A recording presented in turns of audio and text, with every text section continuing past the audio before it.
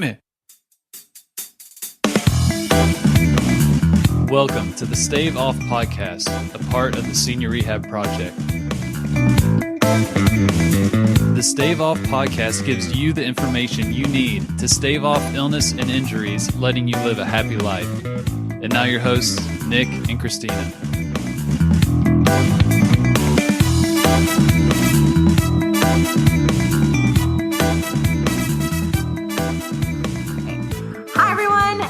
Welcome to the Stave Off Podcast.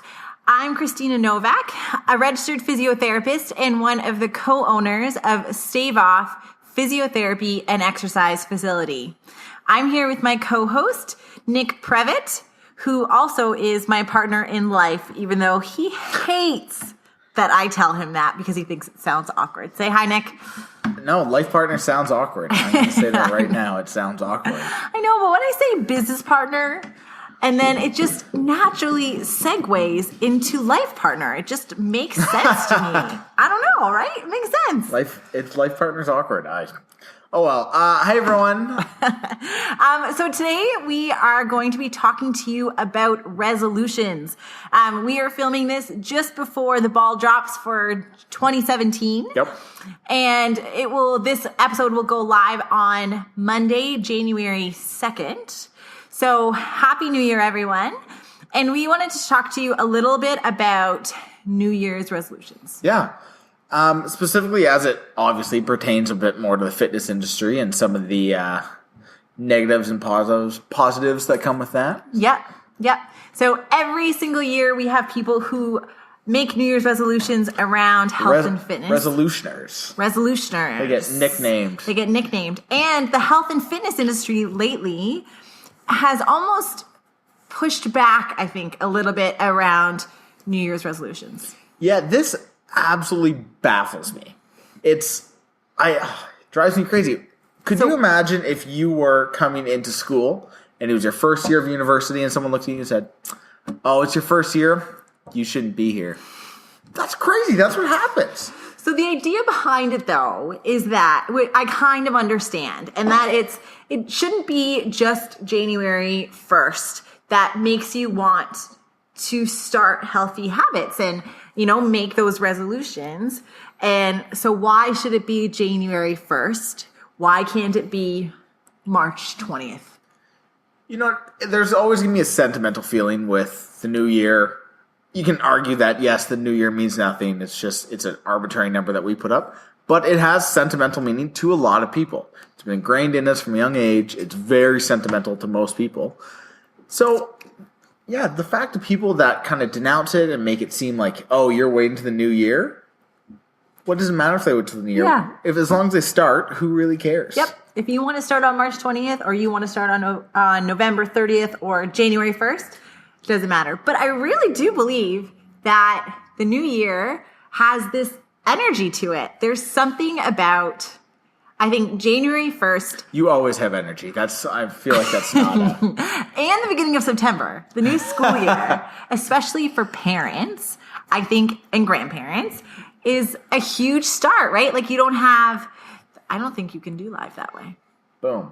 We're doing this on Facebook Live, so we're also switching the phones around. Looks so he's going to be a little bit. There we go. So I know that some we digress there, but I know that some people in the fitness and health space don't exactly love the New Year's resolutions, but I love taking advantage of the energy and trying to help people, start healthy habits and try and figure that out for themselves. Yeah, and that can mean different things to different people. Some people it's just starting. Some people it's eating, 3 meals a day that aren't processed or bought from a store or a fast food place. So yeah. That means so many different things to so many different people. Yep. Right? Like we have clients where I think one of their New Year's resolutions is just going to be to get active and stop saying, not using excuses, but saying my knee hurts so I can't exercise. Yeah, or just continuing with some of the positive progress that they've made in the last couple of months. Yep, definitely. Okay, so let's talk about your New Year's resolutions.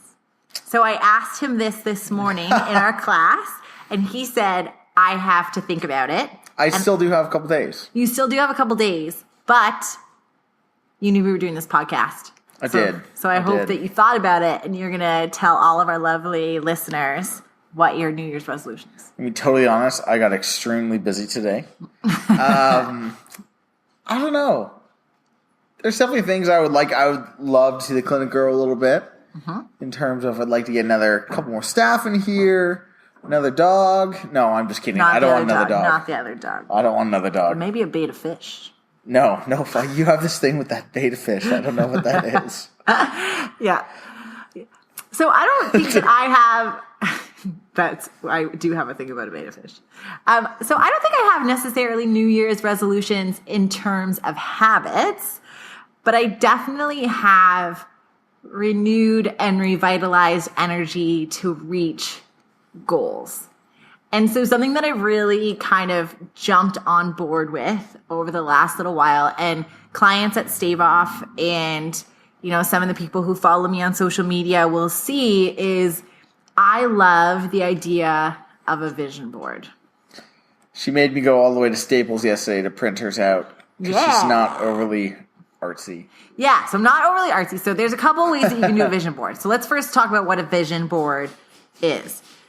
So a vision board is basically this idea of what you want in 2017. And some people do it for longer, but for the sake of our talk, it'll be 2017. So I have a couple of different goals that I have for this year. One of them is to have Stave Off grow and have another therapist here. Another one is I'm doing my PhD right now, and I have a big exam in my PhD called my comprehensive exam. And so I want to pass that. Yeah. Pass that, obviously. And then I have some fitness goals around, continuing to make fitness a priority. Yep. Because I know we have a program starting soon called It's Time for You to Take Care of You. And that's because it is so easy with all of this stuff going on in our lives. And for each person, it's going to be different. But it's really easy to get so busy with everything else that we deprioritize exercise. I totally thought of mine now. What's yours? Get rid of the shoulder pain I've been having. It's starting to go now, but for those who don't know, I spent most of 2016, if not almost all, with a mild to pretty severe shoulder injury. Depending on the day. Mild at some days, pretty severe to other days. To the point where I almost couldn't put my right arm over my head. And that sounds odd, because I own a physiotherapy clinic. But, it's in the last couple weeks I've been starting to take care of it a little better, and I've noticed some changes. So that's my big goal for 2017 is to no shoulder pain. Yeah, absolutely. And so I think that for each person, there's a couple of things when we're talking about goals. And so Nick and I kind of have different philosophies around how we set goals, because really New Year's resolutions are goals. Yep.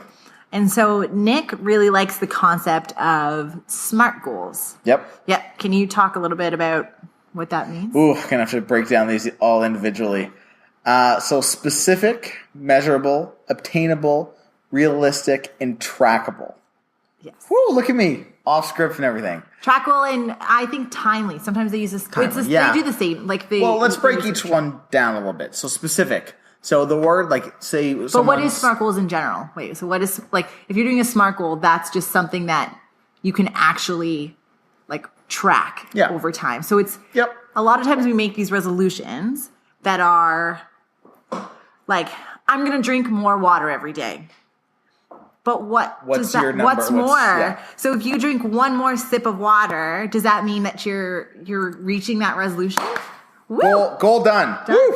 End of 2017. Yeah. Perfect. Is that true? Or is it that, I'm going to aim for 3 bottles of water every single day before 4 o'clock because I know if I drink water after 4 o'clock, I'm up all night. I'm going to have to go to the bathroom. And especially as it pertains to people's fitness, they will say, well, I want to get fit in 2017. What in the world does that mean? Yeah. Because if you were having trouble, walking up a flight of stairs without being winded, and all of a sudden you get into an exercise program, you can now go up a flight of stairs, no problem. Yeah. That to me could be fitness. That could totally be fitness. Yep, that might have been my fault. I maybe He's shouldn't have done stuff at that. the dogs. So But- if you hear them, that's what it is. Yeah, no, and it is obviously going to be very person dependent because, like you said, someone who has trouble getting up off the couch or things like that, or someone who's just maybe they're in their late 30s, early 40s, and they just find themselves slowing down. Maybe they're getting a little bit of weight because kids and family and work, and it can get busy. Like, don't get me wrong, it gets busy, and we understand that. So deciding what your fitness or fit goals look like is going to be very important. Yeah. Okay, so let's talk about SMART goals. And for people watching on Facebook Live, we're actually going to Hop off. and we're going to continue on with the podcast. So, SMART goals. Bye. Yeah, SMART goals. Well, it's kind of what we were talking about before, but So let's go through each. specific, which is what we were talking about. Mm-hmm. Measurable. So you measure this in different things as it pertains to your fitness. So say we have a cousin of ours who is joining the police force. So for her, maybe a fitness goal would be able to run 5 kilometers in 20 minutes. I think that's one of their tests. Mm-hmm. So for her, that would be a very specific and measurable goal. Can you run 5K in 20 minutes? Yes. Goal achieved. No. Goal not achieved. Exactly. Yep. Okay, so we have specific. Yep. We have measurable. So attainable. Attainable. A. Okay. I am probably never going to squat 700 pounds. That is likely not attainable for me. So that's something that you have to look at. If you're 60, if you're 63, you have pretty bad knee arthritis, and you're looking at probably getting one or both knees replaced, running a 5K in 20 minutes probably isn't good for you. Second, overly obtainable. Yes. And I think the biggest thing that we see with this attainable part is weight loss. Yep. So a lot of people have weight loss as one of their New Year's resolutions. Amazing. I think that's an amazing goal. The attainable part is how quickly we think that we're going to take that weight off. And, it takes time to put the weight on. So it's going to take time to take the weight off. Yep. And sometimes more than we would think, especially if we're doing it in a healthy way. Mm-hmm. Anyone can starve diet themselves and drop weight relatively fast. You'll be hungry all the time. Your mood will probably plummet as well as your energy. And you're probably not going to be the best person to be around. Yeah. It's... No one is ever going to want to lose... No one is ever going to lose fat as fast as they think they should be. Or that they want to. Or that they want to. And so making this attainable goal, sometimes talking with a personal trainer, talking with a fitness professional, and trying to set that realistic goal for you is going to be different. Like if we talked about a couple of episodes ago about somebody who has a low thyroid hormone. If you have hypothyroidism, losing a pound a week may be a very attainable but challenging goal. Even if you don't have hypothyroidism, if you just lose a pound or so a week, I still think that's pretty good. That means you are on the right track.